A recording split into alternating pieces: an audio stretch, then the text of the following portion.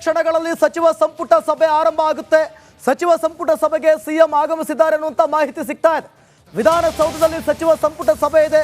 ಮುಂದಿನ ನಡೆ ಬಗ್ಗೆ ಸಮಾಲೋಚನೆ ಮಾಡಲಾಗುತ್ತೆ. ಕಾನೂನು ಹೋರಾಟದ ಬಗ್ಗೆ ಚರ್ಚೆ ಮಾಡಲಾಗುತ್ತೆ. ಸಂಪುಟ ಸಭೆಗೆ ಸಚಿವರೆಲ್ಲರೂ ಕೂಡ ಆಗಮಿಸುತ್ತಿದ್ದಾರೆ. ತೀವ್ರ ಕುತೂಹಲ ಕೆರಳಿಸಿದೆ ಈ ಒಂದು ಸಂಪುಟ ಸಭೆ. ನೋಡಿ, ಗಮನಿಸಬಹುದು, ಸಿದ್ದರಾಮಯ್ಯಗೆ ಮೂಡ ಹಗರಣ ಉರುಳಾಗಿ ಪರಿಣಮಿಸಿದೆ. ಈ ಬೆನ್ನಲ್ಲೇ ನಾಳೆ ಸಿಬಲನ್ ಸಿಂಘ್ವಿ ಟೀಮ್ ಬೇರೆ ಬರ್ತಾ ಇದೆ. ಈಗಾಗಲೇ ಒಂದು ಬಾರಿ ಬಂದಿದ್ದಾರೆ, ಬಂದು ಮಾತನಾಡಿದ್ದಾರೆ ಅನ್ನುವಂಥ ಮಾಹಿತಿ ಕೂಡ ಸಿಕ್ಕಿರೋದು. ನಾಳೆ ಬರೋದ್ರ ಪರಿಣಾಮ ಸಾಕಷ್ಟು ಸಮಾಲೋಚನೆ ಇದೆ, ಅದ್ರ ಪಾಡಿಗೆ ಅದಾಗುತ್ತೆ. ಆದರೆ ಅದಕ್ಕೂ ಮುಂಚಿತವಾಗಿ ಸಂಪುಟ ಸಭೆಯಲ್ಲಿ ಸಚಿವರು ಎಲ್ಲರೂ ಕೂಡ ಸೇರ್ತಾರೆ. ಏನೆಲ್ಲ ನಿರ್ಧಾರ ಮಾಡ್ತಾರೆ ಅನ್ನುವಂಥದ್ದೇ ಈಗ ಕುತೂಹಲ.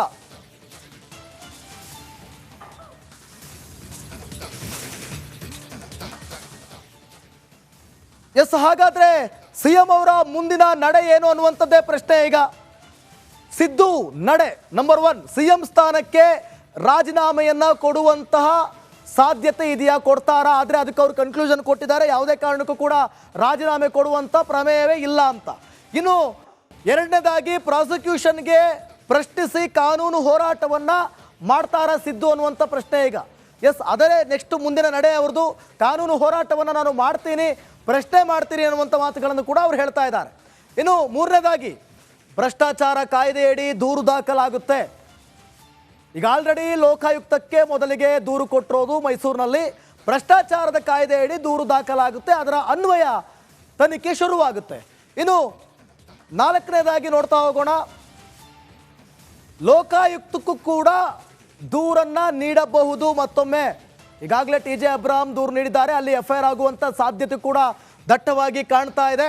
ಸೊ ಹಾಗಾಗಿ ಈ ರೀತಿಯಾದಂಥ ಆದರೆ ತನಿಖೆ ಅಲ್ಲಿಗೆ ಚುರುಕುಗೊಳ್ತಾ ಹೋಗುತ್ತೆ. ಇನ್ನು ಐದನೇದಾಗಿ, ಪ್ರಾಸಿಕ್ಯೂಷನ್ ಅನುಮತಿಯನ್ನ ಪ್ರಶ್ನಿಸಬಹುದು. ಪ್ರಾಸಿಕ್ಯೂಷನ್ಗೆ ಏನು ಈಗಾಗಲೇ ರಾಜ್ಯಪಾಲರು ಅನುಮತಿಯನ್ನು ಕೊಟ್ಟಿದ್ದಾರೆ. ಯಾವ ಆಧಾರದ ಮೇಲೆ ನೀವು ಕೊಟ್ರಿ? ಇದು ರಾಜಕೀಯ ಷಡ್ಯಂತ್ರವಾ? ಯಾವ ಕಾರಣಕ್ಕಾಗಿ ಕೊಟ್ರಿ? ಈ ರೀತಿಯೂ ಕೂಡ ಪ್ರಶ್ನೆಯನ್ನ ಮಾಡಬಹುದು. ಇನ್ನು ಕೇಸ್ ಸಂಬಂಧ FIR ಕೂಡ ದಾಖಲಾಗಬಹುದು. ನಾನು ಆಗಲೇ ಹೇಳ್ತಾ ಇದ್ದೆ, ಲೋಕಾಯುಕ್ತಕ್ಕೆ ದೂರು ಕೊಟ್ಟರೆ ಮೊದಲಿಗೆ ಲೋಕಾಯುಕ್ತದಲ್ಲೇ FIR ಆಗುವಂಥ ಸಾಧ್ಯತೆ ದಟ್ಟವಾಗಿ ಕಾಣ್ತಾ ಇದೆ. ಅದು ಏನಾಗುತ್ತೆ ಅನ್ನುವಂಥದ್ದನ್ನು ಕೂಡ ಕಾದು ನೋಡಬೇಕಾಗುತ್ತೆ. ಇನ್ನು FIR ಒಂದು ವೇಳೆ ಆದರೆ FIR ಅನ್ನ ಪ್ರಶ್ನಿಸಿಯೂ ಕೂಡ FIR ಪ್ರಶ್ನಿಸಿ ಪ್ರಾಸಿಕ್ಯೂಷನ್ ಕೂಡ ಪ್ರಶ್ನೆ ಮಾಡುವಂಥ ಸಾಧ್ಯತೆ ಇದೆ. ಸೊ ಹಾಗಾಗಿ ಈ ಒಂದು ವಿಚಾರಗಳ ಬಗ್ಗೆ, ಸಿದ್ದು ಮುಂದಿನ ನಡೆ ಏನು ಅನ್ನುವಂಥ ವಿಚಾರದ ಬಗ್ಗೆ ನಮ್ಮ ಪ್ರತಿನಿಧಿ ಬಸವರಾಜ್ ಲೈವ್ನಲ್ಲಿ ಜಾಯ್ನ್ ಆಗ್ತಿದ್ದಾರೆ. ಬಸವರಾಜ್, ಸಿದ್ದು ಮುಂದಿನ ನಡೆ ಏನಾಗಿರುತ್ತೆ? ಈ ವಿಷ್ಟರಲ್ಲಿ ಅವರು ಯಾವುದನ್ನ ಆಯ್ಕೆ ಮಾಡ್ಕೊಳ್ಬೋದು, ಅಥವಾ ಸಚಿವ ಸಂಪುಟದಲ್ಲೂ ಕೂಡ ಈಗ ಸಭೆ ಇದೆ, ಏನೆಲ್ಲ ನಿರ್ಧಾರಗಳನ್ನು ತೆಗೆದುಕೊಳ್ಬೋದು ಬಸವರಾಜ್?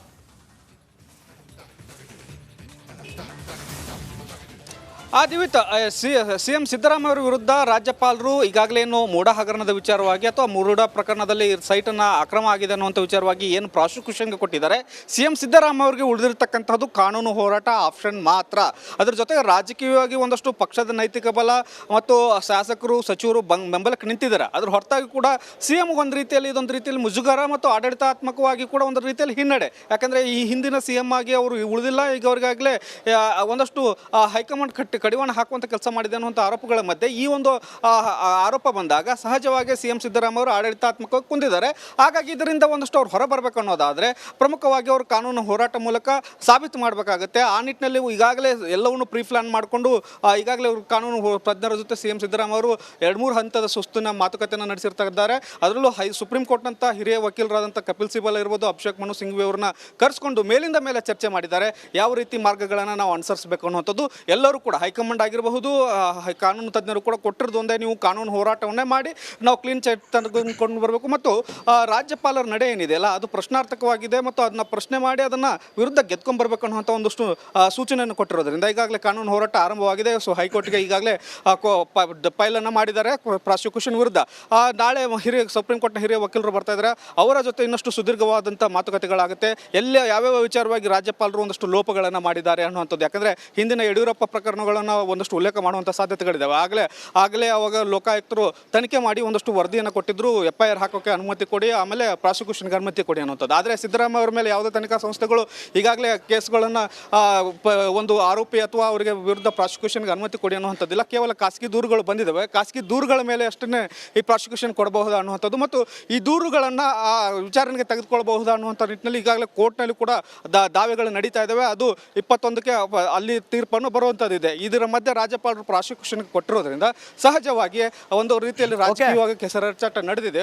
ಆದರೂ ಕೂಡ ಕಾಂಗ್ರೆಸ್ ಪಕ್ಷ ಮತ್ತು ಸಚಿವ ಸಂಪುಟವೇ ಒಂದು ಬೆಂಬಲಕ್ಕೆ ನಿಂತಿರೋದ್ರಿಂದ ಕಾನೂನು ಹೋರಾಟ ಮುಂದುವರಿತಕ್ಕಂಥದ್ದು ಮತ್ತು ಇವತ್ತು ನಡೀತಕ್ಕಂಥ ಸಚಿವ ಸಂಪುಟದಲ್ಲೂ ಕೂಡ ರಾಜ್ಯಪಾಲರ ಪ್ರಾಸಿಕ್ಯೂಷನ್ ವಿರುದ್ಧವಾಗಿ ಒಂದಷ್ಟು ನಿರ್ಣಯಗಳು ಆಗ್ತವೆ. ದ್ವಿತ್, ಥ್ಯಾಂಕ್ ಯು ಬಸವರಾಜ್ ನಿಮ್ಮೆಲ್ಲ ಮಾಹಿತಿಗಾಗಿ. ನೋಡಿ, ಸಿದ್ದರಾಮಯ್ಯ ಆಗಮಿಸ್ತಿದ್ದಾರೆ. ಈಗ ಸಚಿವ ಸಂಪುಟ ಸಭೆಗೆ ಸಿದ್ದರಾಮಯ್ಯ ಆಗಮಿಸಿದ್ದಾರೆ. ಬಹಳ ಕುತೂಹಲವನ್ನ ಕೆರಳಿಸ್ತಾ ಇದೆ. ಈಗ ಸಚಿವ ಸಂಪುಟ ಸಭೆಯಲ್ಲಿ ಈ ಒಂದು ವಿಚಾರವಾಗಿ ಏನೆಲ್ಲ ನಿರ್ಧಾರಗಳನ್ನ, ಯಾವ್ಯಾವ ನಾಯಕರು ಏನೆಲ್ಲ ಸಲಹೆಗಳನ್ನ ಕೊಡಬಹುದು ಅಂತೇಳಿ.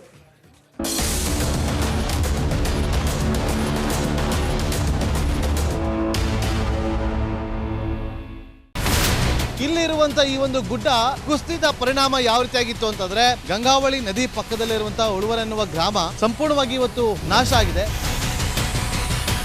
ಮನೆ ಮಠ ಏನಿಲ್ಲ, ಎಲ್ಲ ಹೋಗ್ಬಿಟ್ಟಿದೆ. ಇವತ್ತು ರಿಪಬ್ಲಿಕ್ ಕನ್ನಡ ಮಾಡಿದಂತ ಒಂದು ವರದಿಯಿಂದಾಗಿ ಎಚ್ಚೆತ್ತುಕೊಳ್ಳುವಂತ ಕೆಲಸ ಸರ್ಕಾರ ಮಾಡಿದೆ, ಸಚಿವರು ಕೂಡ ಮಾಡಿದ್ದಾರೆ. 2 ಗಂಟೆಗೆ ಸುದ್ದಿ ಮೂಡಿಸಿದ್ದು 6 ಗಂಟೆಗೆ ಎಲ್ಲ ಸಚಿವರು ಮಿನಿಸ್ಟರ್ ಎಲ್ಲ ಬಂದು ಇಲ್ಲಿ ನೋಡೋಗಿದ್ದಾರೆ.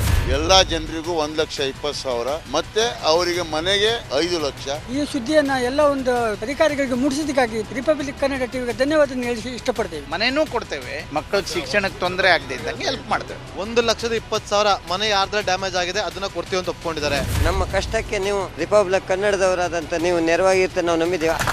ಅವರಿಗೆ ಸೂರನ್ನ ಕಲ್ಪಿಸಿಕೊಡೋವರೆಗೂ ಕೂಡ ರಿಪಬ್ಲಿಕ್ ಕನ್ನಡ ಅವರಿಗೆ ಧ್ವನಿಯಾಗಿ ನಿಲ್ಲುವಂತ ಕೆಲಸವನ್ನ ಮಾಡುತ್ತೆ.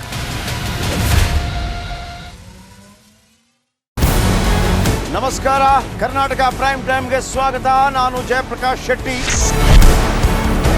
ಇಡೀ ಕರ್ನಾಡು ಇವತ್ತು ರೆಬೆಲ್ ಆಗಿ ನಿಂತಿದೆ. ಈ ಹಗರಣಗಳನ್ನು ಸದನದಲ್ಲಿ ಪ್ರಸ್ತಾಪ ಮಾಡಲು ಕೂಡ ಕಾಂಗ್ರೆಸ್ ಹಿಂದೇಟು ಹಾಕಿದ್ದೇಕೆ? ನಿಮ್ಗೆ ಸಂಬಳ ಅದಕ್ಕೆ, ನಿಮಗೆ ವಾಹನ ಅದಕ್ಕೆ, ನಿಮಗೆ ವೆಪನ್ ಅದಕ್ಕೆ, ನೀವು ಅದನ್ನು ಸೆರೆ ಹಿಡಬೇಕಾಗಿತ್ತು.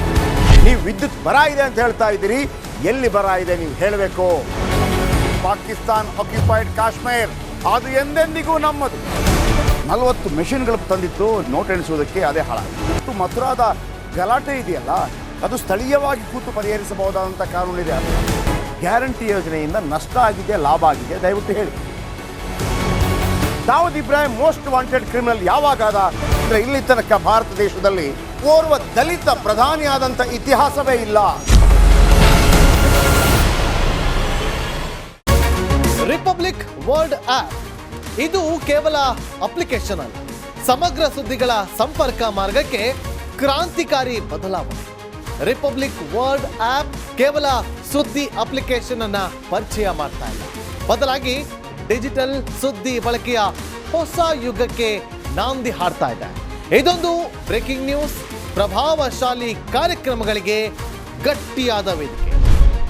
ರಿಪಬ್ಲಿಕ್ ವರ್ಲ್ಡ್ ಅಪ್ಲಿಕೇಶನ್ ಈಗ ಲೈವ್ ಆಗಿದೆ. ಗೂಗಲ್ ಪ್ಲೇ ಸ್ಟೋರ್ ಮತ್ತು ಆಪಲ್ ಆಪ್ ಸ್ಟೋರ್ ಎರಡರಲ್ಲೂ ಲಭ್ಯವಿದೆ. ಈಗಲೇ ಡೌನ್ಲೋಡ್ ಮಾಡಿ.